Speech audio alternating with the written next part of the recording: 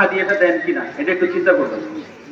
আজকে পর্যালোচনা করে আজকে সারাদিন ফজর থেকে পর্যন্ত আলোচনা হচ্ছে পশুতে কে কত ঠকছেন, পশুতে কে কত ঠকছেন, কে দিচ্ছেন, তাই না?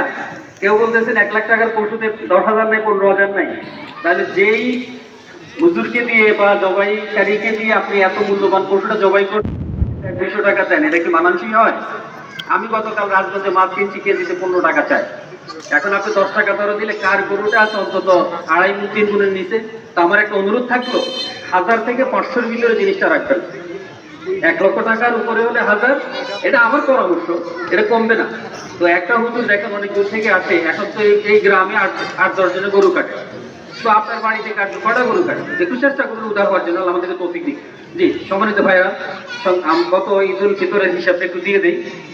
গত ঈদুল ফিতরে সর্বসাকুল্যে কালেকশন হয়েছিল 16,500 টাকা। ব্যয়ের ভিতরে আমাদের খরচ হয়েছিল ইমাম সাহেবকে হাজিরা। গত ঈদুল ফিতরের অবশিষ্ট সহ সর্বসাকুল্যে আজকের এই মুহূর্ত পর্যন্ত আমাদের অবশিষ্ট ফান্ড হলো 63,234 টাকা। 63,234 টাকা। তাহলে আমাকে আপনাকে প্রত্যেককে ইখলাসের সহিত বাকি কাজগুলো আঞ্জাম দিয়ে কাঙ্ক্ষিত আল্লাহর সন্তুষ্টি এবং মানব কল্যাণে কাজ করার তৌফিক দান করুন। এই বলে আমি আমার সংক্ষিপ্ত কথা এখানে শেষ করলাম। আসসালামু আলাইকুম ওয়া রাহমাতুল্লাহি ওয়া বারাকাতুহু।